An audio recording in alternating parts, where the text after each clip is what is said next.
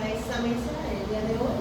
Agradecerles a todos por su presencia y su paciencia. Hemos empezado trabajos desde muy temprano y el día de hoy concluimos con una mesa que la verdad llama mucho la atención por las personalidades que el día de hoy nos honran, nos acompañan y que nos van a compartir parte de sus conocimientos. La dinámica va a ser de la siguiente forma: cada participante va a tener la opción de dialogarnos por 20 minutos y al final vamos a hacer una breve ronda de preguntas y respuestas y vamos a empezar en el orden de la publicación del programa. En primer lugar tenemos a Julio Eduardo Santcliment Martínez. Él es autor por la Universidad de Salamanca, donde obtuvo la máxima calificación sobresaliente cum laude. Asimismo, en 2017 realizó el máster del Centro de Estudios Políticos y Constitucionales de Madrid y el grado de Derecho en la Escuela Libre de Derecho, donde también se graduó con honores. El doctor Santcliment cuenta con más de 30 cursos, seminarios y mesas redondas en instituciones como la Universidad de Salamanca, el Centro de Estudios Políticos y Constitucionales y la Universidad de Harvard. Además, ha sido ponente de diversas conferencias, seminarios y congresos, tanto en México como en España y El Salvador. Es autor de los libros Una mirada al pensamiento constitucional, de Emilio Rabasa, El sentir de la Defensoría Pública Mexicana, la Defensoría Pública en México, el acceso a la justicia de los desposeídos, y además es autor de más de 20 artículos en revistas especializadas. Actualmente, el doctor se desempeña como profesor de tiempo completo en la Escuela de Ciencias Sociales y Gobierno en el Tecnológico de Monterrey, Campus Querétaro, donde centra su investigación en la teoría constitucional como ciencia de la cultura y en la historia constitucional de manera general. Anteriormente fue profesor de la Escuela Libre de Derecho y también fungió como director académico de posgrado y coordinador del programa de doctorado. Sin más preámbulo, le cedemos el uso de la voz. Bienvenido. El micrófono. Así.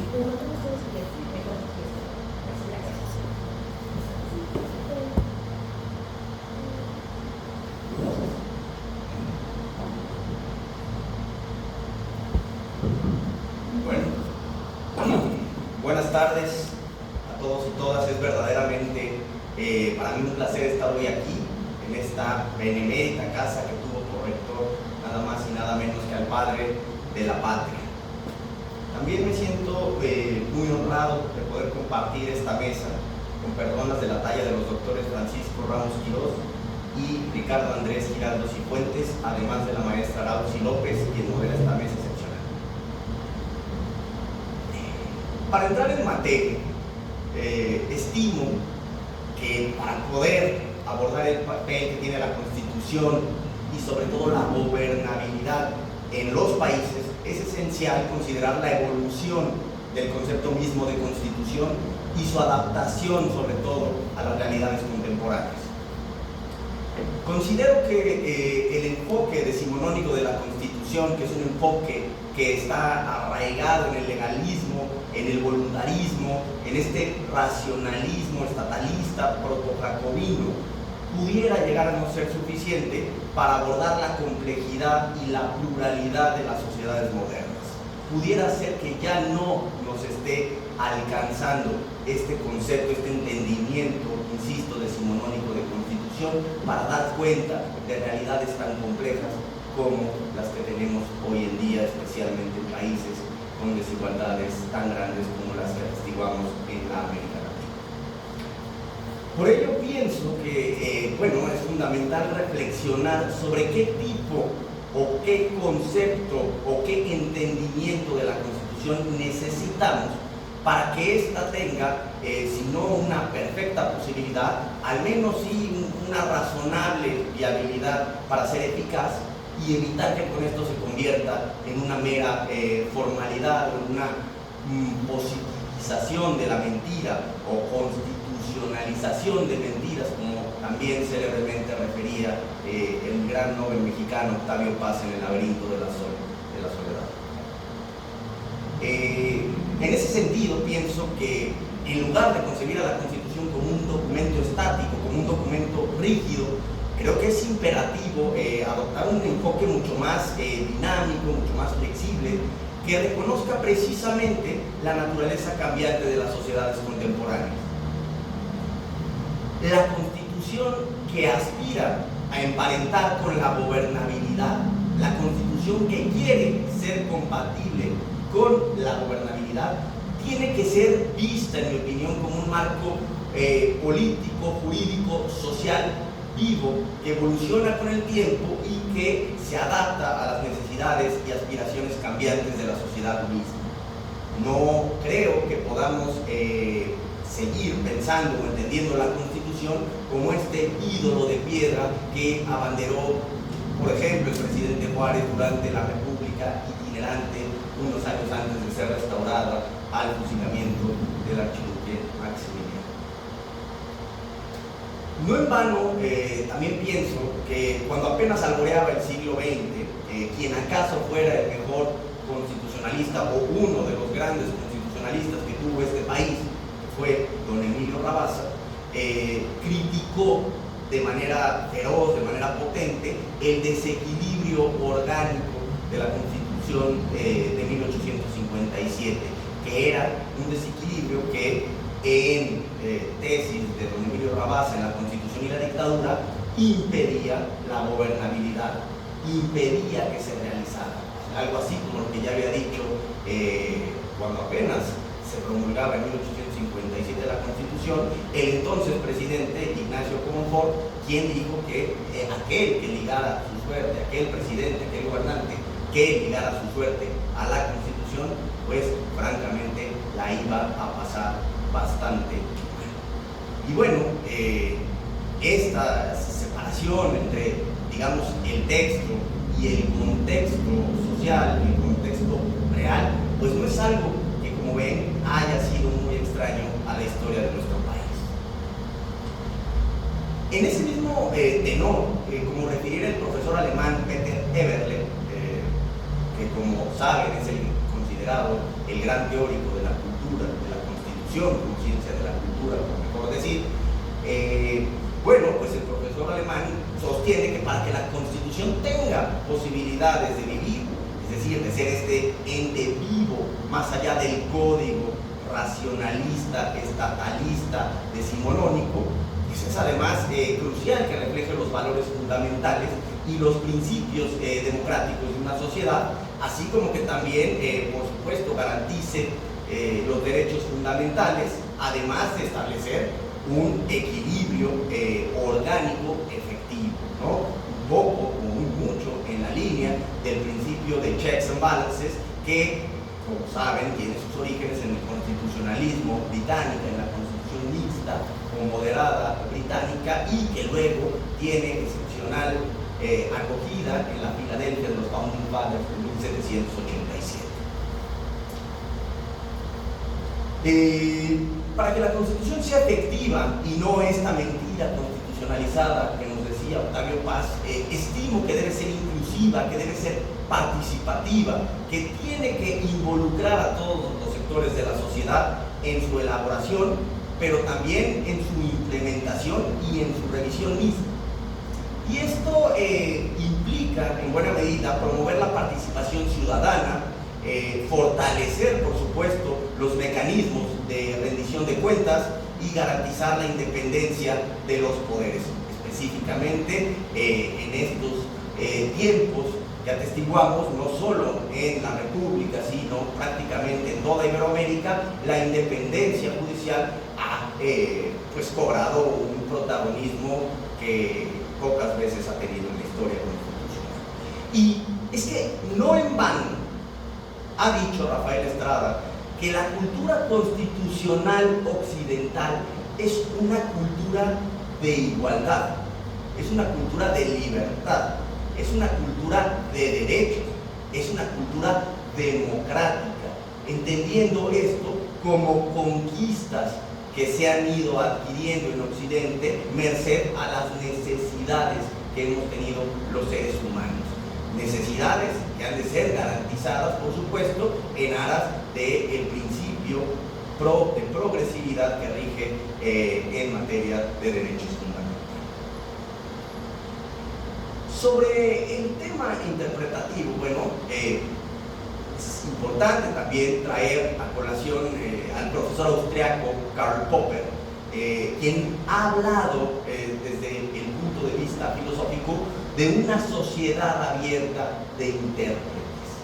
Y esto, pues, estimo, junto con Eberle, puede ser importado o puede ser recibido en la arena constitucional.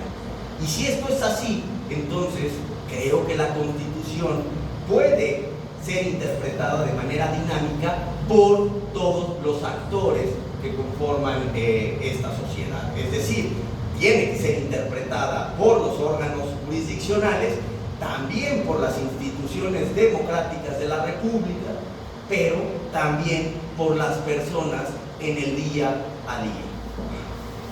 Esto, desde luego, implica reconocer la necesidad de adaptar su aplicación a las circunstancias cambiantes y garantizando la relevancia, la pervivencia y la legitimidad de la Constitución, a la que entiendo, insisto, no solamente como un libro solemnemente promulgado, sino como un orden jurídico orientado hacia la realización de ciertos principios. Por ello, en el contexto del análisis del papel dinámico de la Constitución en la gobernabilidad de los países, pienso que es fundamental reparar en el papel de las Cortes Constitucionales. Este concepto, este entendimiento que estoy proponiendo en esta charla michoacana, bueno, propongo llamarlo un concepto histórico dinámico de Constitución. Y es dinámico porque, además de abrevar de la historia misma de las sociedades en dos ejes cardinales, uno que corre del pasado al presente y del presente al pasado, y el otro que corre de izquierda a derecha y de derecha a izquierda, es decir, historia propia, pero también historia comparada para ver soluciones posibles a los casos. Bueno, pues es dinámico porque, además de abrevar el concepto de Constitución de la historia misma en estos dos ejes cardinales, bueno, pues las instituciones y personas ejercen una influencia significativa en la interpretación y aplicación de la misma, adaptándola, por supuesto, a la realidad cambiante a la que ya he hecho mención, garantizando también su relevancia y legitimidad. En este punto traigo a colación lo que decía don Francisco Tomás y Valiente, quien fuera, como ustedes saben, el gran presidente del Tribunal Constitucional Español, brutalmente asesinado por este en su despacho profesoral de la Universidad Autónoma de Madrid. Bueno, pues Tomás y Valiente decían que la historia no puede ser vista como una foto fija del pasado. No debe ser vista como un retrato inamovible, no debe ser entendida, al menos en este concepto que estoy proponiendo, como el constante y perpetuo retorno a la voluntad originalista del constituyente de los padres fundadores. No. Estoy en este momento cercano o más cercano a Tomás y Valiente cuando dice que la historia debe ser utilizada por el constitucionalismo de una manera metodológica, no de una manera que genere ataduras, sino metodológicamente, buscando buscando que sea una historia que nos permita conocernos, aceptarnos y superarnos, como en alguna ocasión decía San Agustín de Hipona en La verdadera religión. Conócete, acéptate y supérate. Eso es un postulado, por supuesto, para las personas, pero qué duda cabe que también es algo indispensable a la hora de ordenar constitucionalmente a las razones, porque si nos tomamos en serio esa afirmación de Ortega y Gasset en el sentido de que no tenemos pasado, somos pasado, el pasado nos constituye como personas, somos quienes somos el día de hoy, merced a las experiencias buenas, malas, trágicas, peores y más, y también por supuesto las buenas. Bueno, pues igualmente lo que propongo al momento de diseñar el ordenamiento constitucional de las naciones, pues es un entendimiento similar. Las naciones son historia, la Constitución es historia, es cuando nos quitaron la mitad del territorio en la intervención estadounidense del 47, es la Revolución Mexicana, es un gobernante bueno, un gobernante malo, los diputados, los senadores, los de ahorita, los de antes, los de después, somos pasado, y la Constitución que no quiere, y vuelvo nuevamente a Octavio Paz, ser esa mentira constitucionalizada formalmente, pues tiene que hacerse ortellanamente cargo de estas implicaciones. Claro, en caso de no hacerlo, pues sí caeríamos en esta foto originalista y terminaríamos por darle la razón a Thomas Jefferson cuando le escribía en su cadena de correspondencia a James Madison que los muertos terminarían gobernando a los vivos. Específicamente, ¿cómo vamos de tiempo?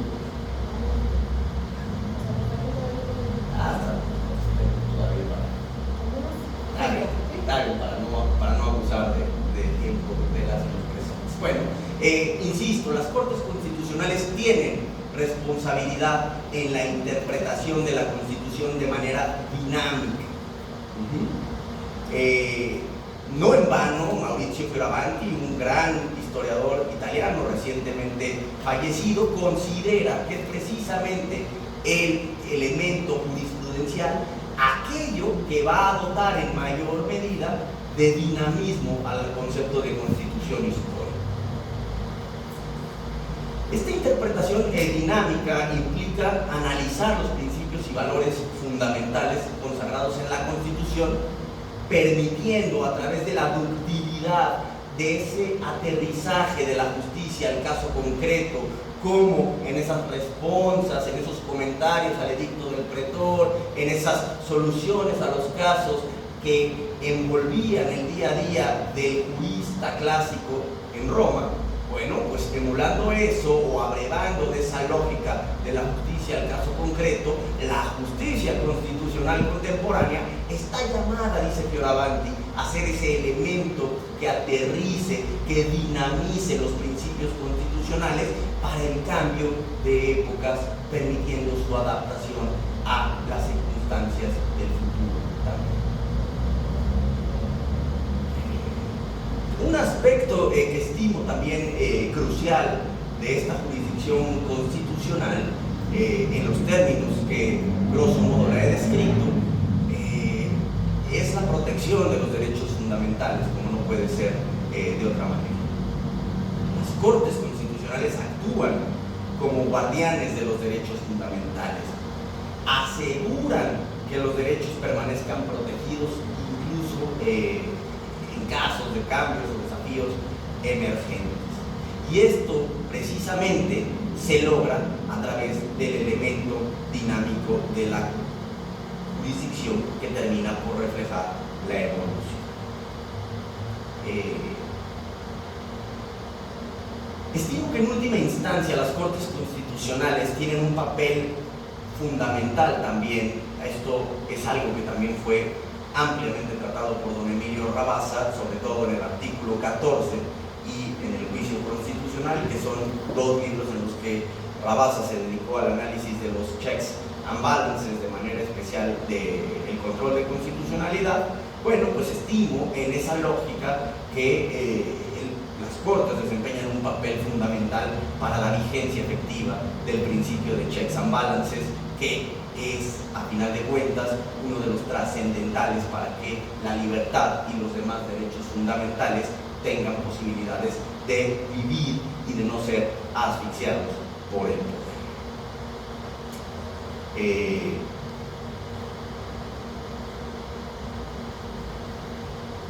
De esta manera, al tomar en consideración las premisas y reflexiones que hasta ahora he expresado, puedo empezar a concluir que el concepto histórico dinámico de constitución se presenta como una herramienta, si no perfecta, sí creo razonable, para reducir la brecha abierta entre el texto constitucional y la realidad, o entre los textos constitucionales, porque tomando en cuenta el bloque de constitucionalidad contemporáneo, creo que no podemos hablar ni siquiera siendo lo más positivista de este mundo, que el orden constitucional se reduce solamente al librito del 5 de febrero, ¿no?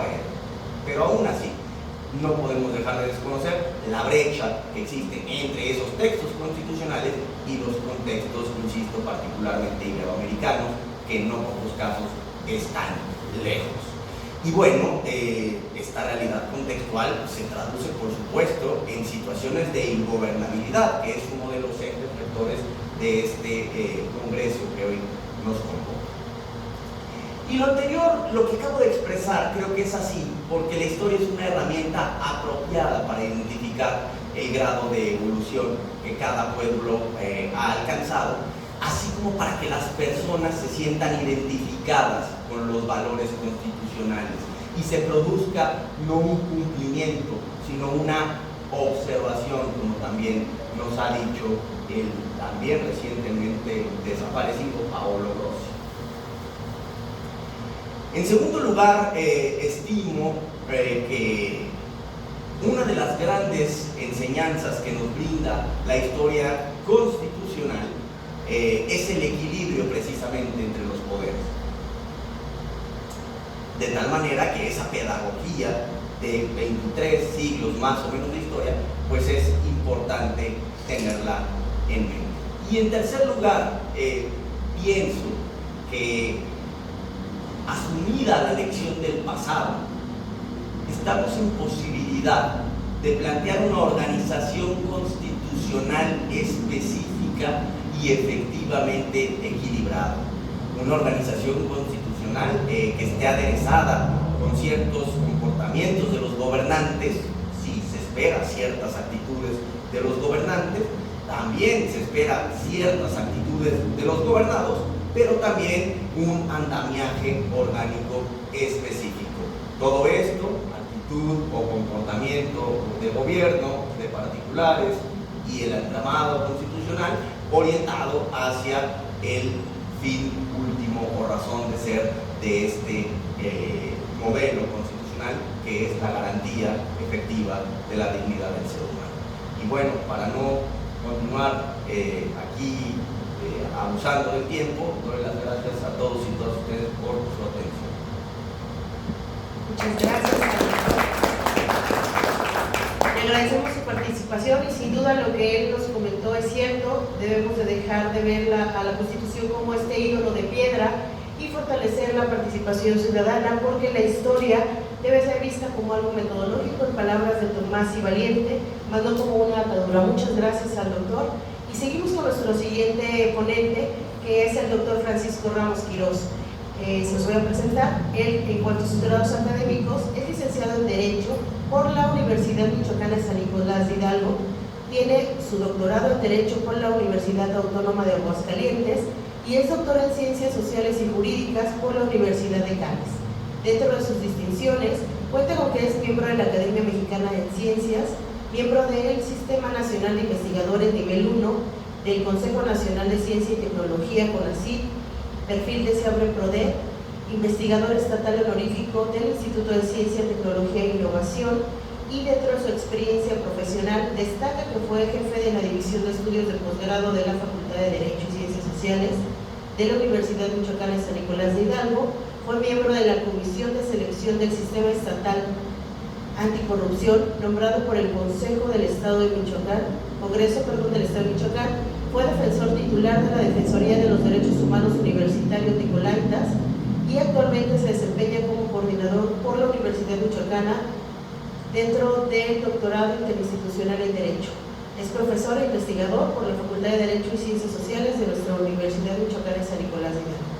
Sin más preámbulo, le cedemos el uso de la voz. Gracias, muy buenas tardes a todos. Es un placer estar con ustedes para compartir algunas ideas, algunas reflexiones. En primer lugar, quiero reconocer esa excelente organización de este evento, el gran tino que han tenido pues, alumnos y profesores de este doctorado en Ciencias Jurídicas, porque pues, hemos visto la actitud. Como ya se ha dicho aquí, la organización es un trabajo enorme de ya varios meses que lo vemos aquí prácticamente el resultado, y la reestructuración es un evento pues, muy importante porque va a marcar un antes y un después en la organización de eventos en la Universidad de Estudios de Posgrado, y pues también felicitarlos por el buen título para elegir el tema. Hemos visto una pluralidad de enfoques sobre el mismo fenómeno de seguridad, ya lo vimos en materia ambiental, hemos visto discusiones filosóficas, incluso médicas, y esto es algo pues, bastante interesante. En ese sentido yo quiero señalar, la ponencia que yo presentaré el día de hoy, pues tiene que ver con la historia. Y en ese sentido hay que señalarlo, pues el tema de la seguridad no es nuevo, desde luego tenemos problemas, como los hemos tenido siempre. Desde que éramos prácticamente el pueblo de Purépecha, antes de que llegaran los españoles, pues siempre ha habido problemas de seguridad y seguramente los seguiremos teniendo, tristemente. Pero pues quise referirme a este congreso justamente una experiencia que ha sido poco estudiada, hay que decirlo, y vale la pena, sobre todo ahora que estamos conmemorando los 200 años del establecimiento del Estado Federal en México, y pues reflexionar un poco sobre el tema porque hay mucha campaña que hemos tenido problemas tristemente siempre. Entonces, me voy a referir en 5 puntos al tema. De manera especial voy a hacer reflexiones sobre una ley que se promulgó en 1829 en el estado de Michoacán, la ley para castigar a homicidas y ladrones, pero voy a contextualizar un poquito, lo haré lo más breve posible. Serán solamente leves pinceladas de 5 temas. El primero, sí, un contexto federal que nos va a servir para entender, y también tomando en cuenta estos comentarios que ha hecho el ponente anterior, que son muy valiosos para entender esa idea de constitución. Aquí nos vamos a ubicar siglo XIX, prácticamente principios, qué es lo que ocurre, o sea, cómo surge el Estado mexicano como Estado federal a partir del 31 de enero con el acta constitutiva de la Federación en enero de 1824. Y ese mes de enero es especialmente importante porque desde el día 8 se había expedido la ley para que todos los estados de la Federación que no contaban con legislatura local la nombraran para que hiciera las veces de legislatura local y a su vez de constituyente. Michoacán va entre las 6 o 7 legislaturas que faltaban, entre los 6 o 7 estados. Michoacán forma parte de este bloque desde el 8 de enero. Ya para el 17 se convoca un congreso constituyente y se nombra la legislatura local, que va a empezar el trabajo para hacer una constitución que le llevará pues bastante tiempo porque terminan y la promulgan hasta julio de 1825, poco más de un año después. Tenemos ya una constitución y esto va a marcar pues, un sistema, un estado de las cosas distinto. El segundo punto que quiero comentar tiene que ver con los antecedentes. Les decía, siempre ha habido temas de seguridad, de delincuencia y cómo combatirla. En este contexto hay que decir que antes incluso de la propia independencia pues había problemas tremendos y siempre pues a una forma en la que podemos ver las medidas tomadas tiene que ver con la labor de los ayuntamientos.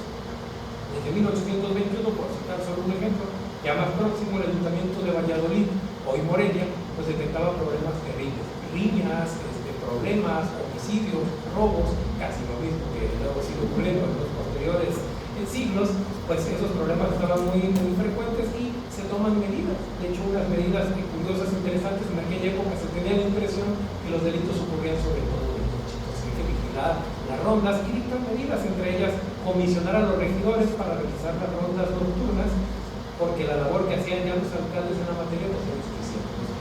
No bastan las rondas nocturnas de los alcaldes, pero también regidores, ahí van en bola y a buscarle, además de una serie de medidas para prohibir el uso de armas blancas, sobre cuchillos, navajas, prohibidas. Entonces, poco a poco se van dictando medidas, sin embargo el problema se agrava y realmente la situación no parece mejorar. Para 1824, en marzo, se establece otra medida en el mismo sentido. Ahora establecen rondas nocturnas extras y además de esto, pues los jueces de letras se suman, llaman alcaldes, llaman regidores, ahora hasta jueces de letras porque eso es suficiente. Y sigue la cosa tremenda. Entonces el problema está ahí latente y hay necesidad brutal.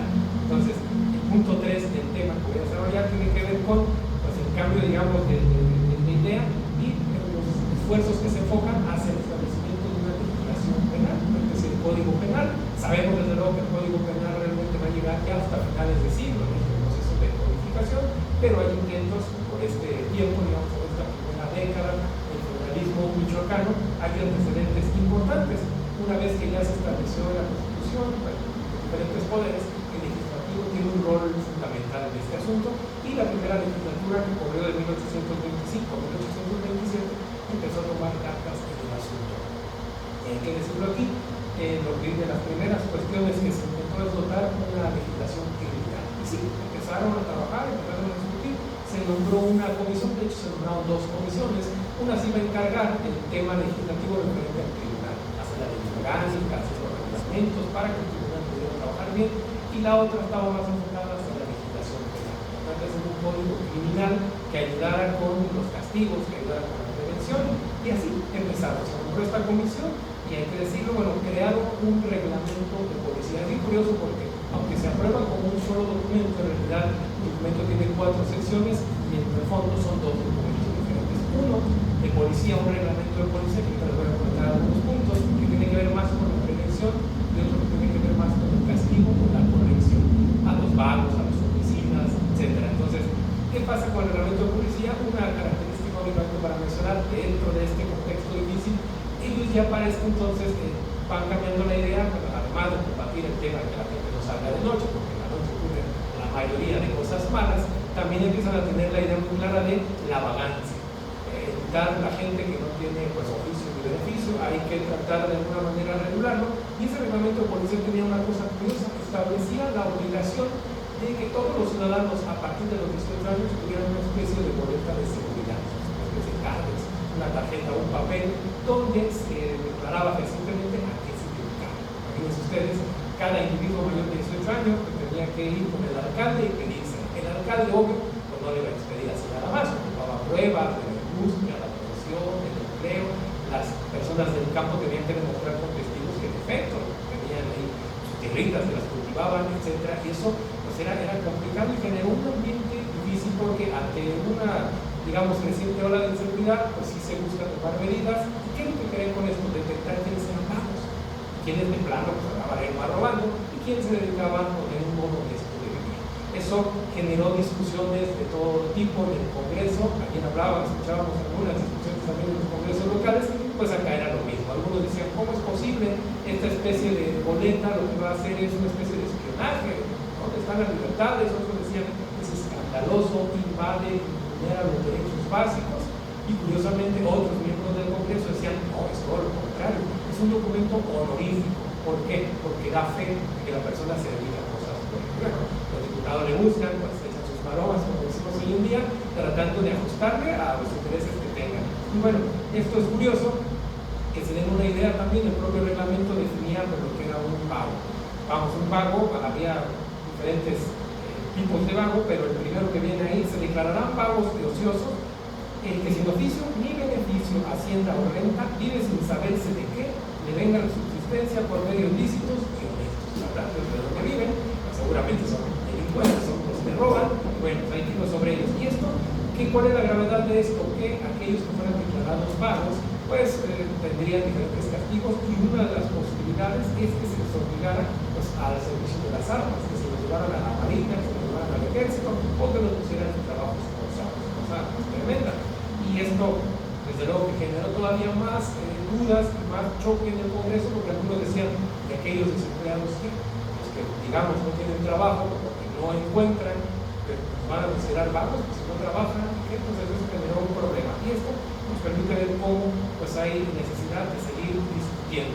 Ya entrados unos años, este reglamento, hay que decirlo, se aprobó sin mayor problema y se aplicó, que es lo mejor, y pues siguió el problema. La situación era grave, ya la gente ni siquiera respetaba tanto, hay que decirlo, y viene la ley fuerte, la que voy a platicar, que es la ley de ladrones y homicidas de 1829. Esa ley es también interesante. El gobernador de ese entonces, José Trinidad Salgado, pues ante la creciente ola de inseguridad que seguía peor, cada vez avanzaban los años y había más delitos.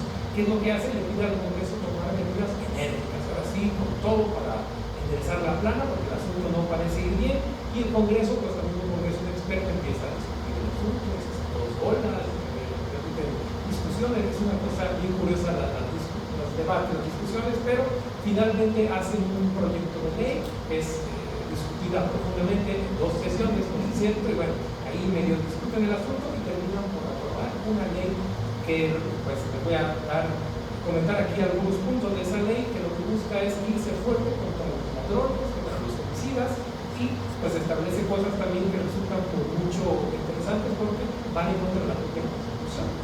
Algo importante señalar, el último, antes de promulgar una ley, por regla tenía que pasarlo al conocimiento del Consejo de Gobierno. El Consejo de Gobierno es un órgano que el vicepresidente o vicegobernador en este caso era el presidente nato y tenía que revisar. Usted no va a contar contra algún principio. En efecto, el Consejo de Gobierno se pronunció porque, entre otras cosas, esta ley establecía la figura de los jueces que iban a ser nombrados, uno por el reo y otro por el síndico. Entonces, y estos le iban a ayudar justamente a la autoridad a determinar el asunto. Y eso no estaba en la Constitución. De hecho, se había prohibido en la Constitución que esto ocurriera.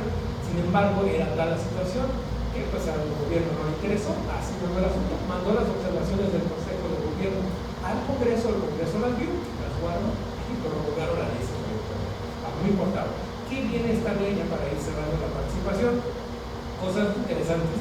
Artículo primero. Los crímenes de robo y homicidio serán objeto de la más severa persecución de las autoridades. Ahí va, la más severa, sin problemas.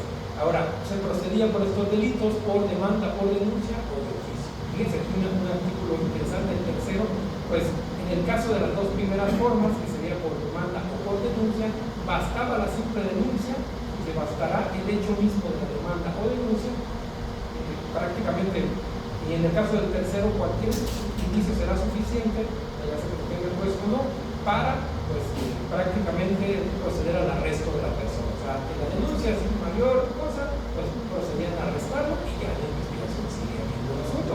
No digamos encatear casas con la mayor facilidad. Dice, sí, si es una autoridad que no sea la jurisdiccional, tiene que tener un expediente formal y puede ir a encatear la casa con la simple sospecha que haya de que hay un lugar. Y que tengan un expediente por sus culpas. Y si no, por la premura, pues no le hace ya que entren a la casa, el chiste es atajar el problema. Esto está gravísimo. Fíjense, todas las autoridades estaban obligadas a coadyuvar en castigar a los ladrones. Básicamente, la bronca era por los ladrones, porque había seguramente tantos que ya no daban abasto, sobre todo los que lo hacían en las rancherías fuera y que lo hacían en bola o delincuencia organizada o gavilla. Entonces, ¿qué ocurre aquí? Pues prácticamente era terrible. Toda la población, las autoridades estaban obligadas a participar y tenían que hacerlo de manera fuerte. Y algo interesante, si faltaba en alguna cosa la cuestión procesal, no importaba. Y eso es algo que sí debe dar miedo, dice por ahí, decía la ley. Así, las autoridades en la atención de los delincuentes tendrán muy presentes los artículos 164 y 165 de la Constitución, que son los que hablan de las formalidades para detenerlos. Dice, pero la falta de las formalidades prevenidas en ellos no inducirá la nulidad de la causa, y el delincuente sufrirá la pena que les corresponda sin perjuicio de la responsabilidad del juez. Nada que Florán Casés, que porque no se hizo bien, ya libertad, eso no importa. El caso es que cometió un delito, ya después no vamos sobre el juez o el que haya fallado. Entonces, esto es interesante, son discusiones bastante profundas. El asunto pues era complicado porque había pena de muerte. Pena de muerte, desde luego, a los que robaron con violencia, que mataran a la víctima o que le dieran, casi que era pena de muerte. Y bien curioso, esa la tenía que determinar el Supremo Tribunal, sin mayor problema. Y para la ejecución decía rapidito, casi lo dice aquí, dada una sentencia de muerte o de presidio, no tardará más tiempo en ejecutarse que el muy preciso para las diligencias que al intento deben practicarse. Para que lo dejamos ahí en lista de espera, como en Estados Unidos, 4, 5, 10 años en el pabellón, una vez, rápido, muerto el perro, se acabó la radio, vámonos rapidísimo. Entonces es curioso, por regla general, todo ladrón en gavilla teniéndose por tal el número de 3 será castigado por pena capital. Aquí no nos importa el monto, si son 3, casi diríamos de delincuencia organizada, van en gavilla, inmediatamente ejecuciones.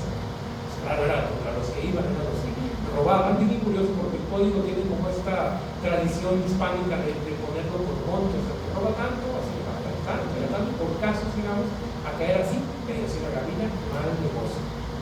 Entonces, prácticamente, y algo interesante, no es reo de homicidio el que mata a algún ladrón en el acto de robar o hacer resistencia. Si lo matas por detenerlo, tampoco tendrás mayor problema. Repito, todas las autoridades estaban obligadas a colaborar y también la población, todas las personas. Si a ti te llamaban a declarar, nada de que no puedo, tengo trabajo, el que no acudía a la citación para una declaración, lo guardaban 8 días. Cuando tenían una multa, que se iban los municipales, por cierto, que también había que recaudar, porque el dinero siempre se ocupaba. Entonces, era tremenda, era una ley que tenía muchísimas cosas. Y bueno, ya para cerrar mi participación, señalar que prácticamente el asunto no queda ahí. Antes, poquito de que esta ley se aprobara, que era una ley que lo decían los propios diputados, que iba con todo contra los delincuentes, antes de eso le dieron facultades extraordinarias al gobernador. Dijeron, aunque estamos haciendo la ley, seguramente no va a ser suficiente, y los diputados empezaron a proponer facultades extraordinarias 6 meses. En 6 meses casi iba a haber mayor libertad para el Ejecutivo, para meter mano dura. ¿Y qué creen? Pues empezaron las discusiones en el Congreso, terminaron dándole 1 año de facultades extraordinarias al gobierno, y estas facultades extraordinarias pues prácticamente tendrían solamente 2 límites que el propio gobierno se puso en un decreto que él mismo expidió, que el propio Congreso le había insinuado, y era que tenía que respetarse la Constitución, que no vulnerara cosas, porque se habían presentado algunos proyectos donde decían, bueno, sí, pero que no vayan a injuriar a los delincuentes, cosas así, bueno, se los van a matar, lo que mandaba la injuria, pero cuidar que se respetaran las garantías, que se respetara todo, y que al fin del periodo extraordinario de estas facultades informara qué uso había hecho, qué resultados, que tal estuvo el asunto. Aquí, para no hacer este cuento largo, pues prácticamente, bueno, otra cosa antes de cerrar, dentro de estas medidas y de estas facultades, el gobierno hizo una que a mí me llamó mucho la atención, tiene que ver con la participación ciudadana. Pero no la participación ciudadana que hoy tenemos, ¿verdad? Ir a los consejos. De hecho, se fundó algo que era los comisionados ciudadanos. ¿Saben qué hacen los comisionados ciudadanos? Esos que tienen que sacar la pistola e ir a perseguir delincuentes. Eran nombrados por los delegados. Pertenecías o eras comisionado ciudadano en tu partido, tenías la posibilidad de irte a perseguir. Es una participación ciudadana muy curiosa, que nada nos espanta en Michoacán con las autodefensas y tantas cosas, pero vean que esto siempre ha estado, digamos, presente. Y prácticamente, para terminar el asunto, hay que decirlo, no duró mucho el gusto al pobre gobernador Salgado, que se le armó un problemón y terminó saliendo del gobierno. Él había tenido un ligero detalle, que había sido vicegobernador antes de ser gobernador, conforme a la propia Constitución que se estaba cumpliendo. Entonces, ¿qué pasó? Pues que le echaron millas. Eso tiene que ver con los problemas de los grupos masones de su tiempo y con la federación. El caso es que terminaron por obligar a que se fuera básicamente huyendo, porque el propio ayuntamiento de Valladolid le metió bronca con otros ayuntamientos y terminó siendo sostenible esa situación y terminó yendo este gobernador. Así es que el asunto, por lo menos de las facultades extraordinarias, no le duró mucho, así es que bueno, no hay mucho que decir. Y ya para concluir, pues señalar qué nos puede dejar toda esta idea, digamos, del pasado. Lo primero es pensar que no son problemas, no hay que decirlo, y siempre, como decía el compañero, pues tener esa apertura. De nada sirve tener un texto que sea letra muerta, y hoy en día valdría la pena reflexionar. ¿Qué nos permite ver esto? La gente ya no protestaba, la gente lo que quería era una solución, estaban desgraciadamente rebasados, y eso que las cifras, yo estoy seguro que por mucho eran menores, entonces tampoco era mucho para la época, para ellos ya no lo resistían, pero es complicado. ¿Y qué es lo que se hizo? Pues buscar alternativas. Podrían algunos criticar porque sí vulneraba la ley, otros dirán, bueno, pero en fin, justificar los medios, eso no lo sabemos. El caso es que siempre estamos en esa incesante búsqueda. Allá había mucho ladrón en gavillas a las afueras, que creen hoy en día, y aquí, pues espero que no estén aquí los visitantes foráneos, puede espantarlo. Por él está igual, hacia Lagunillas, eso de esa región, hay una bandita que roban carros, tengan cuidado si van a Pátzcuaro. Lo mismo cuando van a Quiroga, otra bandita por allá, que asalta sobre todo a los que llevan camionetas transportando productos, y tú súper documentado. Tampoco es el crimen organizado, son un grupito chiquito. Entonces, ¿qué pasa? Que ya no solo hay crimen organizado, vamos, los grupos grandes del narco, sino un poquito más pequeños, que sigue habiendo delincuencia, y no sorpresa, pues seguimos este ritmo. Hay que pensar y hay que buscar pues, una solución. Ya, justo 20 minutos. Muchas gracias. Muchas gracias. Agradecemos la participación del doctor Francisco Ramos, y justamente es muy interesante saber cómo era la situación en el siglo XIX. Como él bien nos comenta, esta ley contra ladrones y homicidas de 1829, cómo detonó y cambió el contexto social en nuestro México y pues Michoacán. Muchas gracias. Vamos a pasar a la siguiente participación, y la última. Ella es por parte del doctor Ricardo Andrés Giraldo. Él es abogado de la Universidad Católica de Oriente, especialista en Derecho Comercial de la Universidad Autónoma Latinoamericana, especialista en Derecho Procesal Penal de la Universidad Autónoma Latinoamericana. Tiene maestría en Derecho Procesal Penal y Teoría del Delito de la Universidad Autónoma Latinoamericana. Cuenta con un doctorado en Derecho sobre investigación de Derecho Penal de la Universidad Sergio Arboleda, especialización en Derecho Constitucional de la Universidad Sergio Arboleda. Además, destaca su participación en actividades académicas como congresos, diplomados, seminarios, cursos de especialización en la Universidad de Pisa, Universidad de Bolonia, Italia, Universidad de Salamanca, España, pasante en el curso de Derecho Procesal Penal en la Universidad de San Sebastián, Chile, y estancia de investigación doctoral en la Universidad de Salamanca, en España. Además, cuenta con estudios de especialización en crimen organizado, terrorismo y corrupción por parte de la Universidad de Salamanca, en España, y con más de 18 años de experiencia en el ejercicio del derecho penal, como asesor de entidades oficiales y defensor de servidores públicos. Es miembro fundador del Colegio de Abogados Penalistas de Colombia y miembro del Instituto Colombiano de Derecho Procesal. Actualmente es cojuez de la Sala Penal del Tribunal Superior de Medellín. Sin más preámbulo, le cedo el uso de la voz. Muchas gracias a ustedes por la invitación, por estar en esta universidad, en este evento tan importante. Yo espero que no me vayan a disfrutar de los 20 minutos, por favor, porque vamos a hablar de un tema que tiene mucha relevancia en este momento a nivel iberoamericano, latinoamericano, y hay temas que se remezclan demasiado fuerte.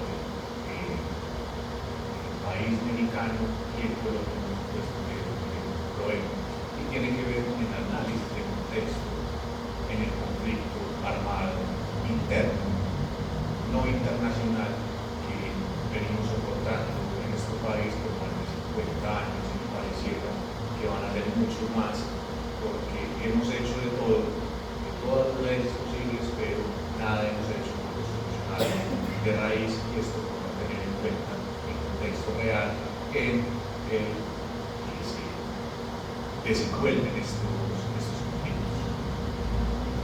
Para entender entonces, como es un tema de las interesantes del día de hoy, hay que tener en cuenta, para entender los fenómenos de macrocriminalidad que al fin y al cabo son los que patrocinan ustedes en el sector del conflicto armado, los grupos armados ilegales, debemos entender cómo estos generadores de conflicto que abarcan delitos de gran envergadura como el crimen organizado, la corrupción a gran escala, el lavado de dinero, el terrorismo, entre otros, requiere que los miremos desde una perspectiva integral, no como hechos aislados, y que procuremos hacer un análisis profundo de los contextos en los que ellos se desarrollan.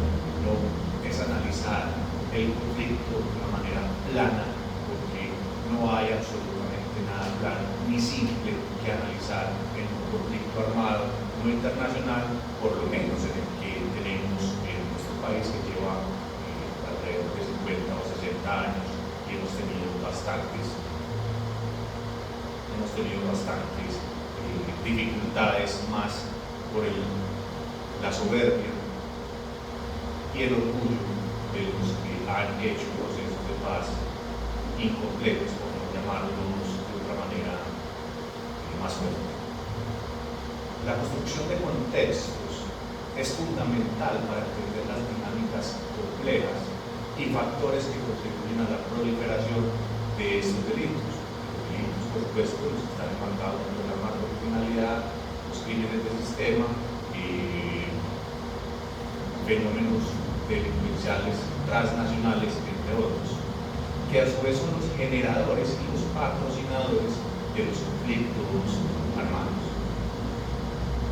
En primer lugar, la construcción de estos contextos implica examinar, como decía el compañero en el uso de la palabra, el entorno histórico, socioeconómico, político y cultural en el que se producen esos fenómenos.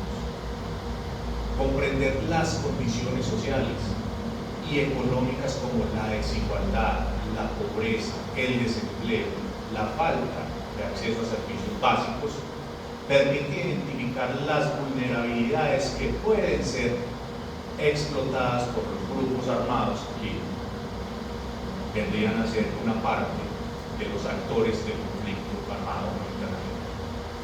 Analizar el entorno político y de la calidad de las instituciones es crucial para entender cómo la corrupción, la impunidad pueden facilitar el florecimiento de las estructuras armadas y legales y la adhesión de las comunidades a esas estructuras de poder como un fenómeno de reciclaje de combatientes. ¿Cómo así que reciclaje de combatientes? Claro, cuando usted se desenvuelve en un entorno de pobreza, de desigualdad, de corrupción, donde el Estado no hace parte, donde nunca ha estado, donde nunca ha hecho presencia, pues lo que hacen estos grupos armados ilegales es engrosar sus filas con otros combatientes o con personas de la misma comunidad que no tienen otra forma de encontrar para subsistir que el engrosar estas filas de los actores del conflicto o grupos armados ilegales. Esta construcción de contextos implica comprender, reitero, las dinámicas sociales que influyen en la macrocriminalidad. ¿Por qué hago énfasis en la macrocriminalidad? Porque es imposible que un conflicto armado no internacional subsista y perdure en el tiempo si no es una financiación de grupos de delincuencia organizada, macrocriminal y con actores que hacen una transversalización de las culturas y de las economías ilegales. Por ejemplo, en algunas regiones, la existencia de culturas de violencia o de corrupción arraigadas pueden dificultar los esfuerzos de lucha contra estructuras armadas o actores de conflicto. Lo anterior es muy propio de nuestro país, Colombia, en el cual llevamos más de 50 años de conflicto armado no internacional, el cual, según la Cruz Roja Internacional, existen al menos 7 conflictos armados no internacionales al mismo tiempo. Es decir, no tenemos uno ni dos, tenemos 7 conflictos armados no internacionales en este momento en Colombia, y eso tiene que ver necesariamente con todo Iberoamérica, incluso a nivel mundial. El contexto es ante todo el marco de los hechos, y en esto quiero ser enfático en explicar algo complejo. Aquello que sin constituir en sí mismo el sustento fáctico que se analiza o se juzga, sirve para entenderlo o interpretarlo. El contexto no es la prueba sobre los hechos, sino un marco útil para interpretarlo. ¿Qué quiere decir con esto? Analizar el contexto histórico, cultural, económico y político de un conflicto armado no es para establecer responsabilidad penal de los actores del conflicto. No es esa la herramienta. Es para entender cómo nace el conflicto. Y de esta manera nos va a permitir, en ese análisis del contexto histórico, por ejemplo, entender cuáles son esos factores que deben atacarse dentro de una comunidad, dentro de una cultura. Esto, por supuesto, nos va a dar a entender por qué el conflicto armado puede perdurar en el tiempo y se resiste a solucionarse de una manera que pudiese resultar masiva.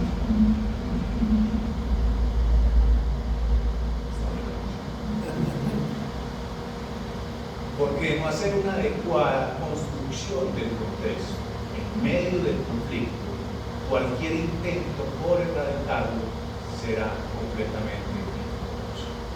Por ejemplo, valdría la pena preguntarse, y esto hago referencia, ustedes están muy enterados de los procesos de paz que han suscitado hoy en nuestro país. Porque después de cada proceso de paz, de cada sometimiento de grupos armados al margen de la ley, casi que de inmediato, de manera automática, emergen otros grupos cada vez más grandes, más fuertes e incluso con mayor aceptación de la comunidad. Recuerden, en la teoría del conflicto armado existen al menos 3 grupos que pueden formarse: los grupos emergentes, los grupos disidentes y las células durmientes. Esas 3 estructuras las tenemos en Iberoamérica. Un grupo emergente, obvio, no se soluciona el problema social, económico, político y cultural en estas regiones. Emerge, nace un nuevo cuerpo. Las células durmientes son aquellas estructuras o grupos armados que están a la espera de si un acuerdo de paso de sometimiento se cumple o no se cumple. De esta manera, si no se cumple, se activan esas células durmientes y viene el rearme y el nacimiento de esa estructura armada que viene a ser la misma que ya se había sometido o se había desmovilizado de un proceso de paz. Un ejemplo claro: ustedes conocen el proceso de paz que se firmó en el año 2016 entre el gobierno colombiano y las FARC. Luego de ese proceso de paz hubo una desmovilización, que yo creo profundamente que sí la hubo, pero el Estado no cumplió con su parte del trato, que era llegar a esas zonas donde estaban estos con soluciones prácticas, con presencia estatal, porque es que la presencia estatal la confunden con llenar estos espacios con fuerza pública, con fuerzas militares. Eso no es la presencia del Estado. Eso puede ser una parte que puede garantizar la seguridad de esas regiones, pero eso no es la presencia del Estado. La presencia del Estado llega con soluciones de vivienda, de educación, con los servicios más básicos. Estas células durmientes, al menos existen 2 en Colombia, que son los que llaman los comandos de la frontera. Ustedes lo pueden investigar en Google, que todos lo saben, y no me permite decirles mentiras. Y es un grupo que llama comandos de la frontera. Es una célula durmiente porque apareció luego de firmados los acuerdos de paz. Esa célula durmiente, porque se autodenomina estructuras o comandos de la frontera, se aliaron con un grupo que es el de la segunda maquinaria. Estos 2 hacen parte del proceso de negociación incompleto que surgió en el Estado colombiano y las FARC. No contentos con estos grupos, también existe otro grupo que es el de las disidencias de las FARC, que se llama el Estado Mayor Central de las FARC.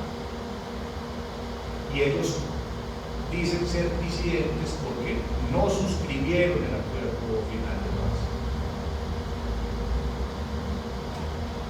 Se apartaron de ese acuerdo de paz. Entonces, al apartarse, vuelven y toman su bandera, la de las antiguas FARC, y se rearman. Esos procesos de paz, solamente hemos hablado de un grupo y un proceso de paz y lleva 3 grupos: uno emergente, otro disidente y una célula. Ahora, la importancia de la construcción de contexto radica en que nos permite ir más allá de una visión simplista de los delitos de macrocriminalidad o los que están enmarcados dentro de la macrocriminalidad, que son los principales financiadores del conflicto. Porque es que un conflicto, una guerra es muy costosa, vale demasiado dinero, no solo en recursos humanos, económicos, es muy costosa y es imposible financiarla si no es a través de la macrocriminalidad, no de los delitos que estaba el profesor, de que salen y roban un camión que lleva víveres. No, eso no funciona así. Es con fenómenos de macrocriminalidad, narcotráfico, lavado de activos, blanqueamiento de dinero, y un tema que sufre mucho México también, y es el de la migración irregular, o como lo llaman en la zona de frontera de Colombia, los viajeros. Al comprender los factores complejos y multifacéticos que intervienen, podemos abordar de manera más efectiva los problemas de raíz y desarrollar estrategias integrales de prevención y de combate. Prevención, evitar que nazca el conflicto si se ataca la base del problema, con soluciones reales. Y de combate, no es el combate militar ni el combate a bala, porque eso no es una estrategia para acabar con el conflicto. Eso ya es enfrentar el conflicto, no atacarlo desde la base. Esto implica fortalecer, por supuesto, las instituciones, promover la transparencia y la rendición de cuentas, mejorar las condiciones sociales y económicas, fomentar la educación y la conciencia ciudadana. Y por supuesto, que el Estado ocupe esos territorios donde se desarrollan esos factores complejos. Pero reitero, no es llenar los espacios de los territorios con fuerza pública, eso es apenas un tema. Eso lo único que va a generar es zozobra y preocupación en medio de las comunidades y las víctimas, que son al fin y al cabo las que van a sufrir en este conflicto. Obligaciones que debe cumplir el Estado, porque es el único obligado a llegar con soluciones básicas a los territorios, porque no es, todavía estamos en estas alturas de la historia del pleno 2024 y vemos cómo los grupos armados ilegales no es que se planten en el Estado, es que son el Estado en diferentes territorios, son los que promueven proyectos de salud, de educación, hacen escuelas, pavimentan vías, llevan energía y acueducto a estos lugares. Sí, pero es que eso lo dicen todos los grupos. Claro, es que es verdad, porque no lo han hecho antes. Es que es una pelea, es la misma cantaleta, es el mismo discurso que llevan diciendo hace 60 años, sí, pero entonces ¿por qué no lo empezaron a solucionar desde hace 60 años? Es a eso al punto en el que quiero llegar. Ese análisis de contexto es el que nos va a permitir descubrir, levantar el velo y ver qué es lo que hay debajo del conflicto y por qué nace. Porque yo no puedo creer, yo me resisto a creer que un combatiente raso al que le dan $1 millón de pesos, no sé aquí, pesos mexicanos cuántos cerrados, muy poquito, de todas maneras, le paguen eso para que esté en el monte todos los días esperando a que lo maten. Cuando, si tuviese la oportunidad de estudiar, de salir adelante, con absoluta seguridad, su suerte sería diferente. No sé cómo estuvo.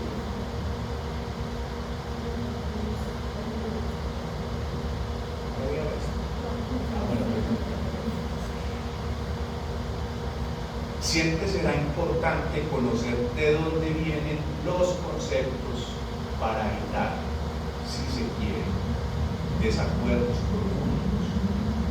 En el caso del conflicto armado no internacional, solo generan confusión, agudizando el odio entre combatientes, la comunidad y las víctimas.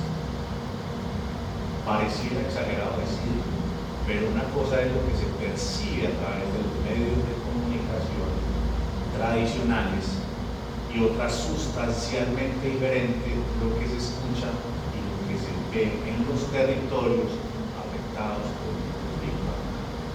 Desgraciadamente, no tengo nada en contra de los medios de comunicación porque son vitales en un Estado social de derecho, pero nos enseñamos, nos acostumbramos al copia y pega.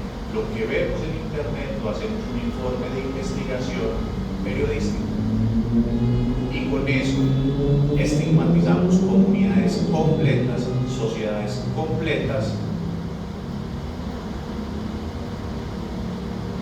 aumentamos el odio y la desconfianza no solo de los grupos armados ilegales, sino de la comunidad en el mismo estado.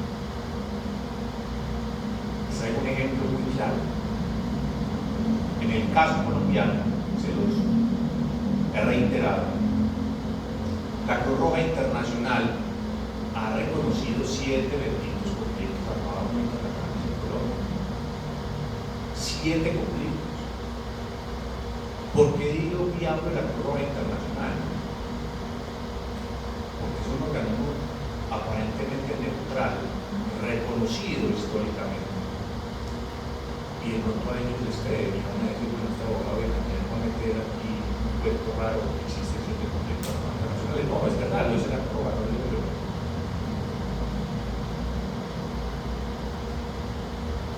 Dentro de este desarrollo del conflicto armado internacional, de los 7 conflictos armados, existe un grupo muy importante que no sé que lo han escuchado con absoluta seguridad.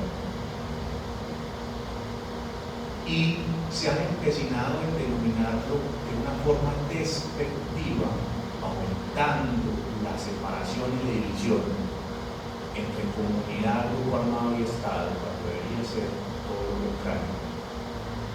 Y llaman a este grupo Clan del Golfo.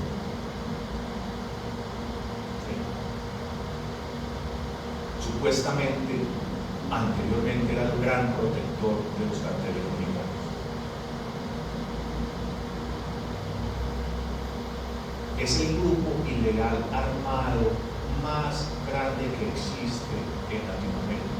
Y ellos no se llaman Clan del Golfo. Se autodenominan Ejército Gaitanista de Colombia. Ahora bien, y esto es una crítica, ¿y por qué lo hago? Única y exclusivamente para resaltar la importancia de conocer el contexto de determinado actor del conflicto, en que los clanes funcionan con una alineación parental, por vínculos de parentesco formados aquí en México y en Colombia lo sabemos muy bien de las familias de clan mayor, para no decir padres,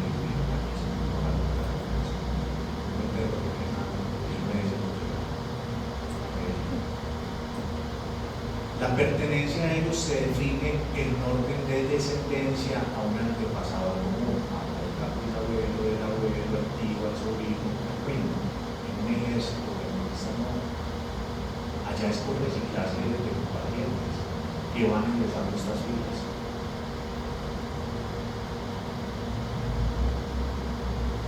El Clan del Golfo, que por mí es como lo llaman, ya con esto voy a terminar, es un término de ficción mencionado en una directiva, que es la directiva 0015-2016 del Ministerio de Defensa Nacional, un acto administrativo que lo único que sirvió era para caracterizar y enfrentar a los grupos armados, y los dividió entre grupos armados organizados y grupos de delincuencia organizada. ¿Cuál era la diferencia de ese dispositivo normativo? Era únicamente establecer a quienes se podía bombardear, que eran los grupos armados organizados, y a cuáles no se podía bombardear, que eran los grupos de delincuencia organizada, que eran estas estructuras armadas de las grandes ciudades.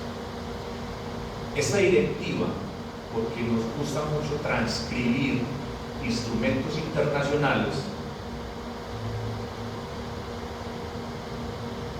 cualquier desprevenido la lee y dice, no, esta directiva está en consonancia con todas las condiciones de la ONU y de las internacionales, pero no se analiza el contexto histórico del nacimiento de cada grupo armado organizado y cada grupo de delincuencia organizado. Miren, por ejemplo, en Curitiba, en un evento en el que en la academia con el que estuve ya se está hablando que la convención de Palermo ya está mandada a recoger, porque es que ya hablan ahí de crimen organizado, que no es crimen organizado. Y nos encanta enredarnos y hablar de la convención de Palermo cuando ya nada tiene que ver el nuevo crimen organizado que hay hoy en día con lo que se pretendía regular en esa época.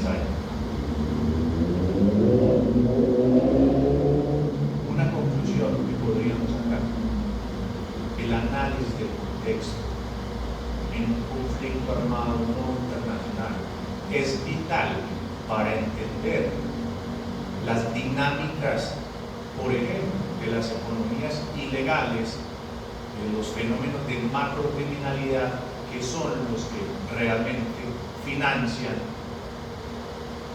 la existencia y la supervivencia de estos grupos armados o ejércitos armados, como por ejemplo es el ejército gaitanista de Colombia, que tiene alrededor de 14.000 hombres en sus filas y sigue siendo tratado como si fuese una bandita de barrio, o como decía el profesor, aquellas banditas que van y roban un camión de víveres.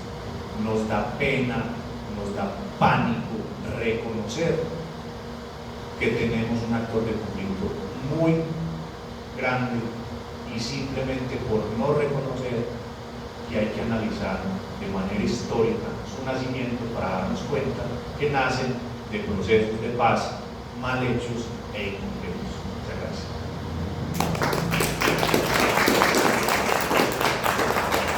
Agradecemos la participación del doctor y nada, únicamente rescato las palabras que él nos señalaba referentes a analizar el contexto social para identificar las vulnerabilidades justamente y evitar que se sigan creando estos grupos.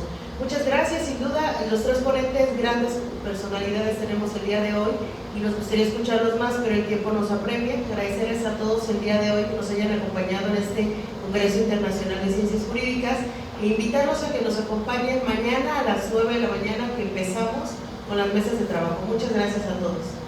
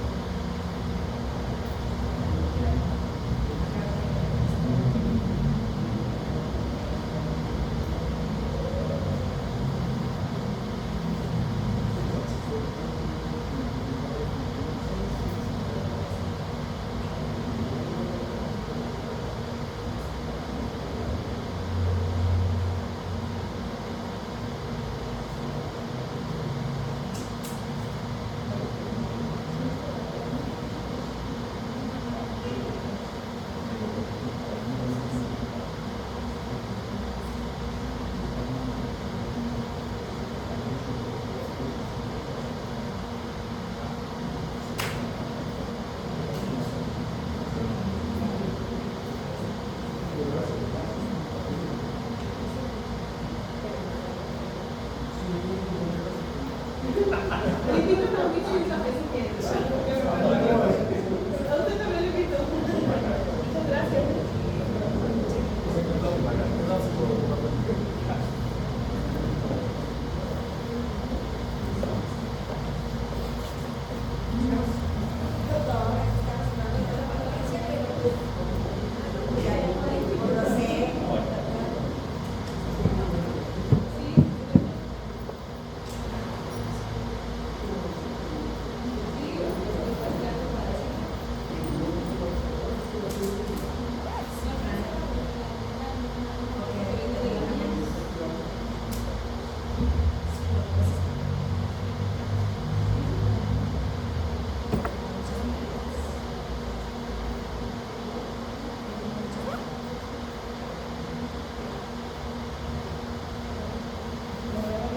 ¿Se van a quedar unos días? No, yo sí debo viajar. Pues por los trabajos y todo, ¿no? Claro. ¿Cuándo vas a Colombia? Pues yo voy a la Ciudad de México primero. Sí, es verdad. ¿Se va a ir en avión o en camión? No, en carro. Ah, está bien, ¿no? Entonces, ¿ya de aquí se van? Sí. O sea, nada más vinieron muchas gracias, de verdad. Claro. Y luego yo estoy, ay, qué bueno, güey. Yo le digo que ya la próxima los invito a comer a los, porque, bueno, a todos porque se me fueron la noción de las preguntas que no me quedan. Pues eso me pasa. Y la mañana estoy con mi colegio. Y pues mañana nos toca también, y luego tenemos otros eventos académicos. ¿Qué tal el viaje? ¿Todo bien? Todo muy bien. Qué bueno. Todo muy bien. Sin problema. ¿Y a ustedes no tuvieron problemas? No. No se graben.